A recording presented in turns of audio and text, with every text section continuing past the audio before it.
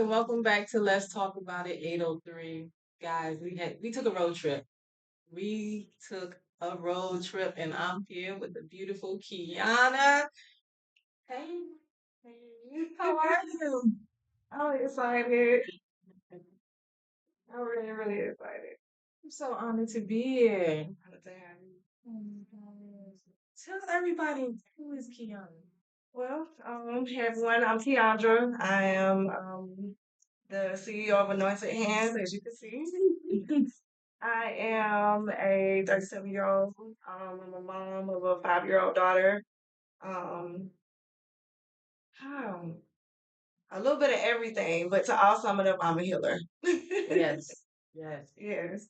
yes. Now look, they didn't see this part when we came in that I had got my facial done, y'all. Y'all don't understand. She did a great facial on me, but we gonna show y'all that at the end.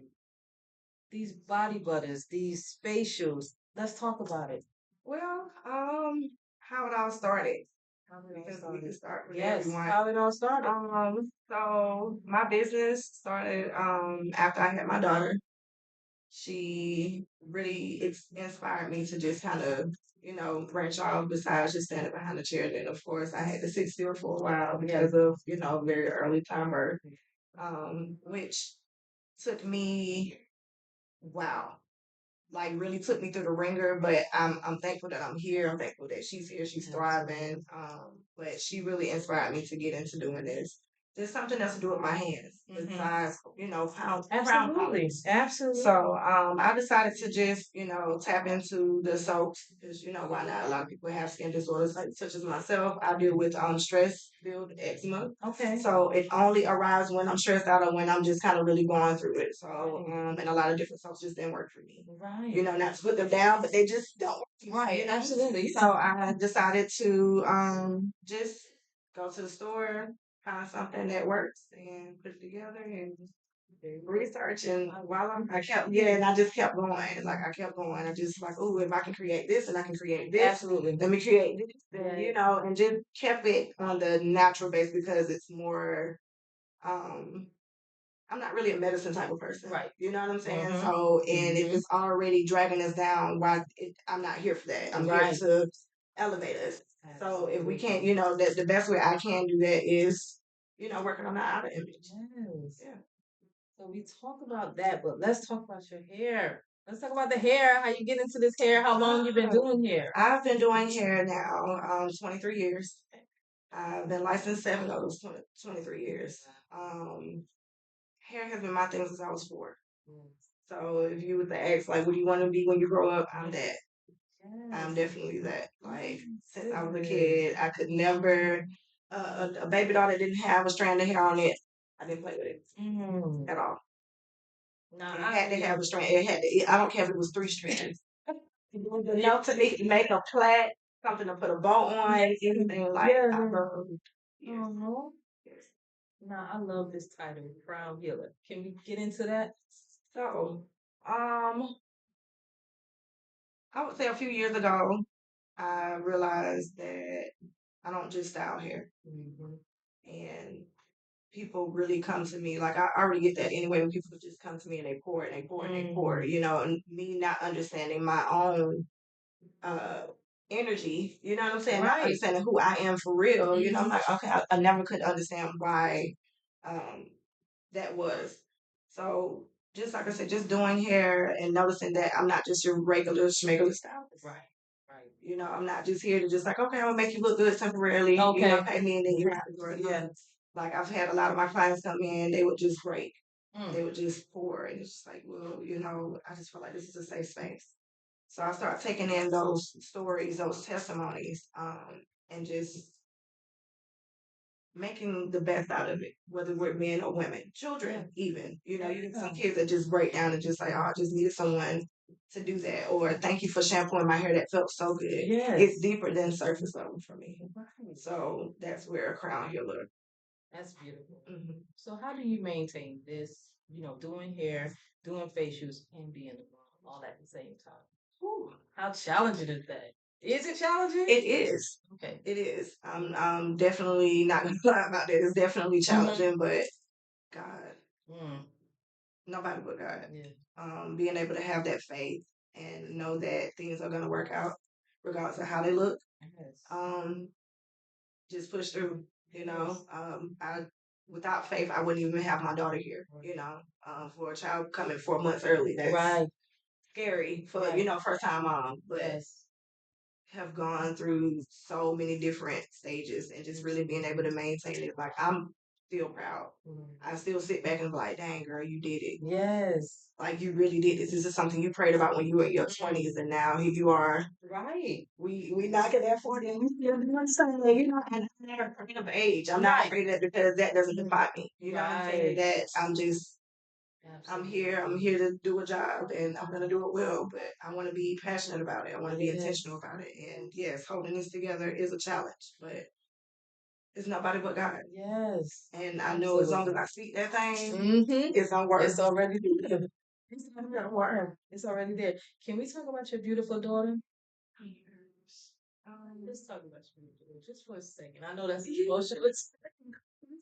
I love talking about her. Well, for starters, Imani, her name is Imani. She came 4 months early. She has spastic cerebral palsy. So it's in her mostly in her legs. Okay. She can walk but only with assistance. That little girl. I manifested a little girl. I've always wanted to be a girl mom since I was 14. I know that is the oddest age to want to be a mom, but when you see it Right. so much, Yeah. you would think, okay, Yes. that's the thing, right? Yeah. But I manifested her to a T, from the color of her eyes to her hair color.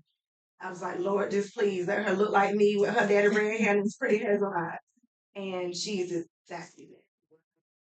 When I say exactly that, she is God. Mm. When I first held her, she was tiny. She was 14 ounces at birth. Um, the day that they allowed me to hold my baby for the very first time was powerful. If I could put it in words or describe how that felt, it's like holding God in human form. And if no one knows what God feels like, they need to figure it out. That's the closest I could really get to describing how that felt for me. I was scared to hold her, but I was excited to hold her. Excited to wait like a month and a half before I could hold her. My daughter stayed in the NICU for like 6 months before I could bring her home. And by the grace of God, she came home right on time. She came home a few days before Mother's Day. Okay. And a week before my birthday.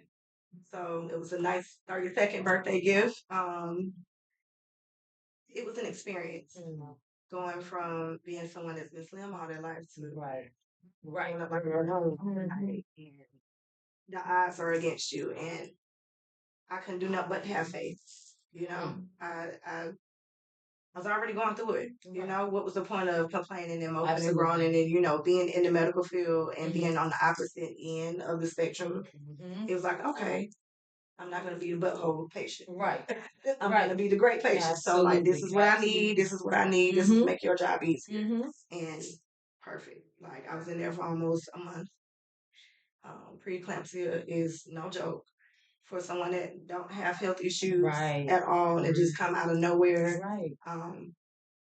Was a lot for me. But I just held on to God. I prayed, I cried, I fussed. Like, I know you ain't bring me this far to bring me this far. You said you weren't gonna leave me no to say, what are we doing here? Listen. What we doing? But I got through. And angels were around me. Yes. My daughter was born on her gender reveal, which was Halloween. I said, so I have a Halloween baby. She was born that night. We had a emergency C-section, and that right there was wow. To experience where Jesus went through. Not to make this religion, but because you're stretched out and you can't move and you're restricted and you having people. Yeah, that was a lot. So after we put to sleep, because my blood pressure it went through the roof, it wasn't safe for me to be able to be awake and have to. So I couldn't see her. And like I said, I didn't see her till like a few days later, but I still couldn't hold my baby. She was so tiny. She was literally, she could fit in my hand. But that faith kept you going. Oh my God, yes. I was like, I can't believe it. I'm a mom. Okay. You know, and I still couldn't believe it. It took me this year. This year, she's 5 now. Yes. And it took me this year to realize, like, you're someone's. It's such a beautiful. Thank you. You are inside and out. You Thank you so much. Oh my God. Okay, I ain't even. I don't You even baby. all about And I love that. I love that. I see it in your eyes. Get to the next question. What role has faith played in your personal and professional journey? Every role. Ooh, I'm trying not to be a crybaby. Every role. When I say every role, that little mustard seed, ooh, that's so powerful, powerful little seed. But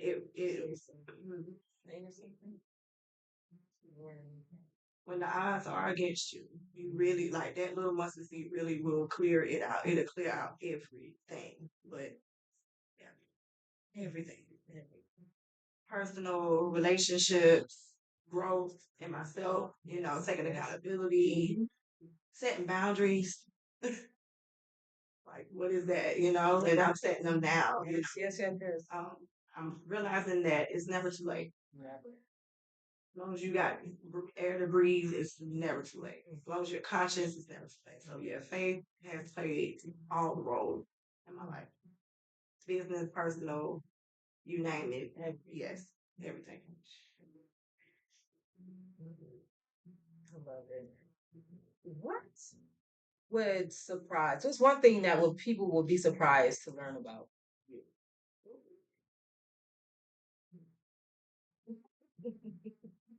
I'm a poet. Ooh.